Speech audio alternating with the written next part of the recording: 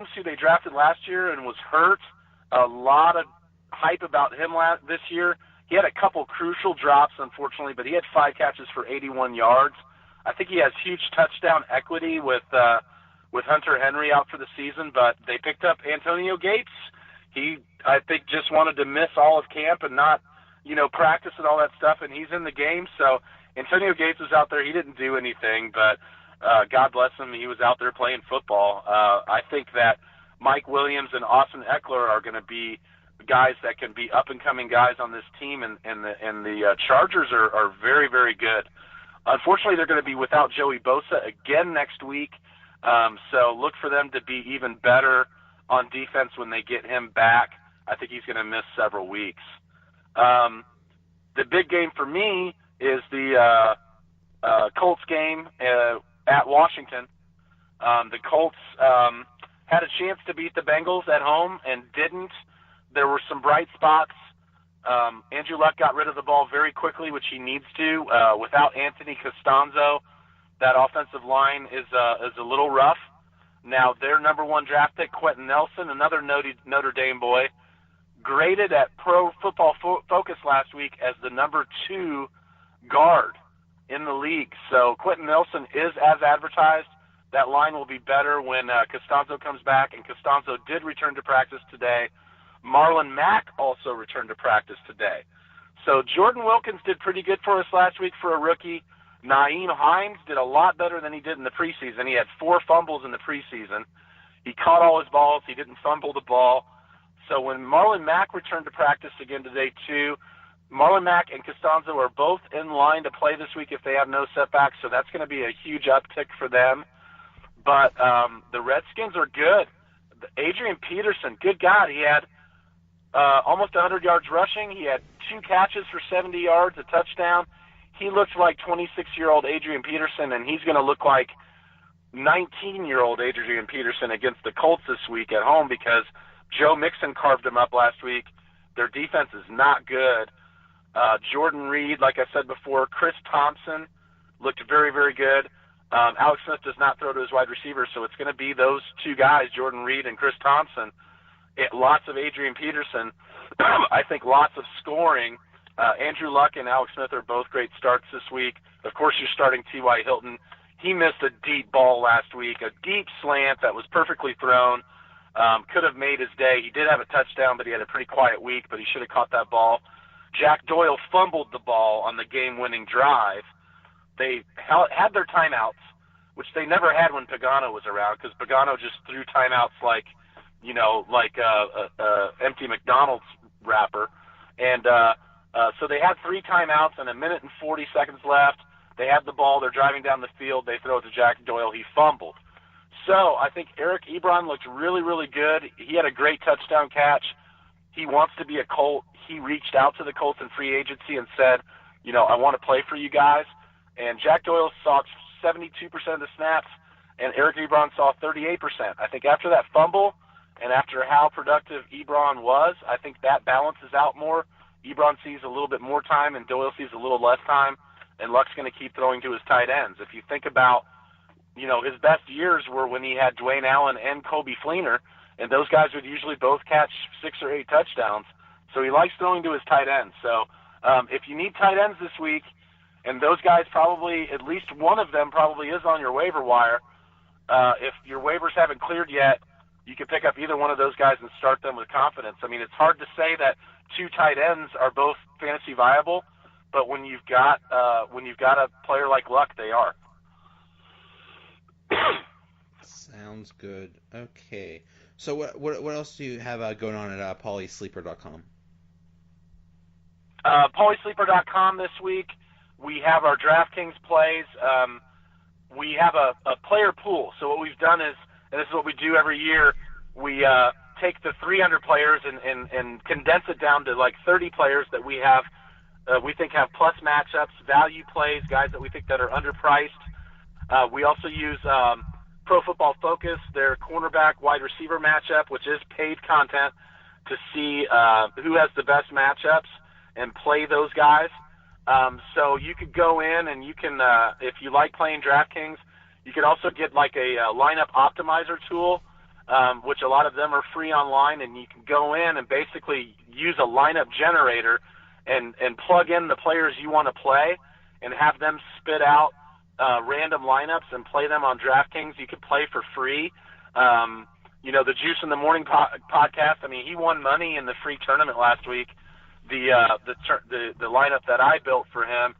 And Jackson, my partner, Jackson Mears, does a lot of DraftKings. His cash lineup that we focused on last week, he won. It had 186 points. I don't know how many you scored in your head-to-head, but Jackson's cash lineup was 186 points, and it cashed.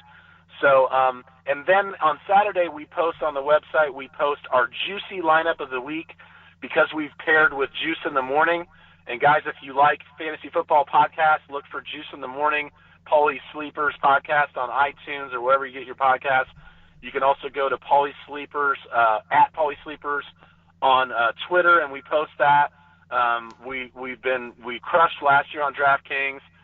So far, our fantasy football advice this year has been really, really good. The only other thing I was going to say is that Raiders team looks really bad, but Jared Cook had 8 catches for 180 yards, so he's a good pickup. Huge surprise in Denver. Everybody thought it was going to be Royce Freeman, the rookie, and Devontae Booker. Devontae Booker only got 4 carries. It was Philip Lindsay that got a 50-50 split with Royce Freeman and went ham on it. They liked this kid. He was a camp standout. He was an undrafted rookie. And this is obviously not just something they decided at the last minute, hey, let's play Philip. He kind of looks like a little poor man's Alvin Kamara out there. He's 190 pounds. He's elusive. So if Philip Lindsay's on your waiver wire, this is not a fluke. I looked at the game tape. This guy's really good. I don't think that Royce owners should be worried because there's going to be plenty of opportunity there. Case Keenum looks great there. Emmanuel Sanders went off. Demaryius Thomas scored. So those guys I think are going to be great this year. They have had some horrible quarterback play the last few years. And if you think about it, they didn't draft a quarterback in a very quarterback-rich draft. They went out and got Case Keenum, and they said, he's our guy. He's a blue-collar guy. He'll take hits in the pocket. He's a locker-room guy. And he could produce. That team looked great. That defense looked great. I think that Royce Freeman and Philip Lindsay will both be great running back plays. But the Raiders, man, unless if you've got Jared Cook, pick him up. Marshawn Lynch is still Marshawn Lynch because he had a touchdown, and when he scored, he carried like 8 guys into the end zone. And I'm not even joking. There were 8 guys on him, and he dragged them all 5 yards to score. But that team looks horrible. They couldn't find Derek Carr looked horrible. He couldn't find Amari Cooper. Amari Cooper owners should definitely be worried if you drafted him. And that's just a head scratcher. That whole team's a head scratcher. They let Khalil Mack go in free agency, who went on to have a sack, an interception, a touchdown, a forced fumble recovery. He did all of those things in that Green Bay game. The last time a defensive player did all those things in one game was Khalil Mack in 2016. So You don't let a guy like that go. They let him go. Raiders fans are pissed. Gruden is playing old school football with a fullback. He told his scouts to go out and get him a fullback, and they were like, yeah, we don't do fullbacks anymore. And John Gruden said, yeah, get me a fullback. I want a fullback. I mean, I think he sat out way too long. And like I said, unless if you have Marshawn Lynch or Jared Cook, that's another big tight end pickup this week. If you're in a work league or a casual league, maybe somebody missed it. He had 8 catches for 190 yards, and 4 of his next 6 matchups are plus matchups for the tight end. The Rams are a great team to target against the tight end because they've got a great line and a great secondary, but not good linebackers. And the other team that's like that, they're playing this week. The Raiders play Denver, and Denver is one of the worst teams against tight ends. So I think that Jared Cook will be great going forward. He also plays the Colts coming up. A couple other teams that are, have questionable secondaries and linebacking cores. So Ricky Seals-Jones for the Cardinals has a great matchup this week. He was another tight end I was going to talk about. It's tough for tight end owners right now, but right now I would get, like I said, maybe your guy Vance McDonald if he's playing, Ben Watson, Jared Cook, either one of the Colts guys. I think those guys can all be, streamable, and maybe you could, just throw it in the water and see if it floats is what you have to do right now at the tight end position. Yeah, just hope for something. All right, sir. Thank you so much. This was so much good information. Thanks, man. I appreciate it. I know that I go like 100 miles a minute when I talk fantasy, so I hope that it's kept people entertained and people that are playing fantasy football got some good advice.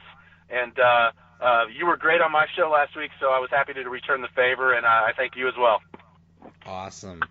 All right, Paul from PaulySleepers.com. Thank you so much. I'll see you on Twitter, man. All right, I'll see you. I love following you on Twitter, dude. You're my favorite account by far. Thank you. All right, I'll see you. Okay, now to preview the Chiefs-Steelers game, he is Isaac_Deer on Twitter. Isaac, how you doing? Oh, I'm great, man. How are you doing today? Pretty good. Not too bad? What's that? I said not too bad. Good. So, the Chiefs last week, they looked pretty good over the Chargers. What did you think of them? You know what? I thought they showed they put on a good showcase of what the offense could be this year.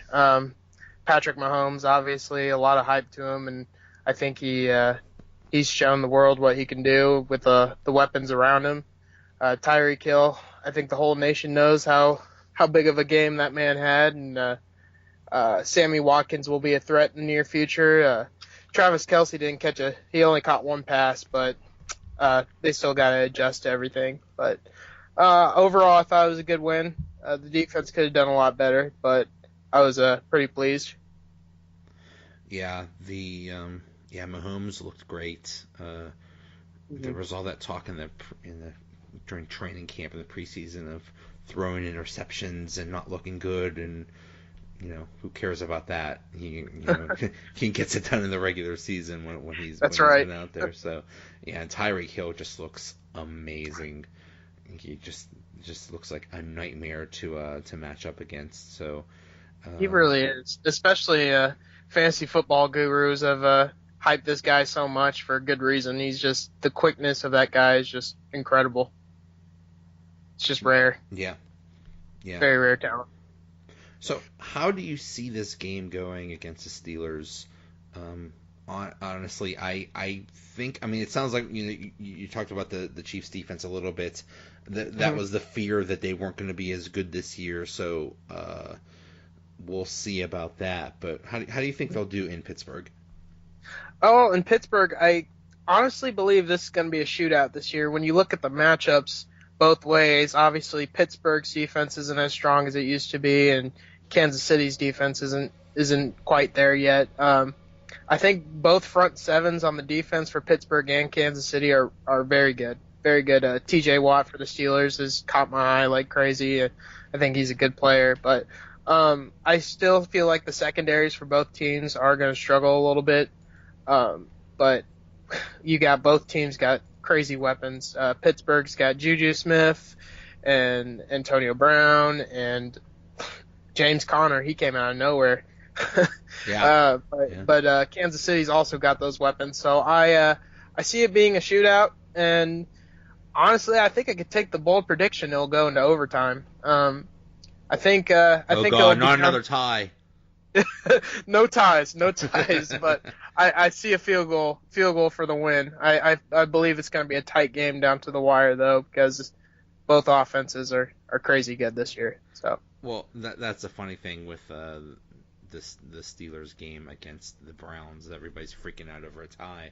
But what the Steelers did last year was they had so many close games where it ended up being like they would win on a last-minute drive and a last-second field goal, and it just happens to be that in the Cleveland game, he had a chance to make the field goal and he missed. So that was really the difference between the win and the tie in this case. So yeah, you're right. I think it sure looks that way. It sure looks like it's going to be a high-scoring game both defenses both offenses are going to be very good. Both defenses are going to be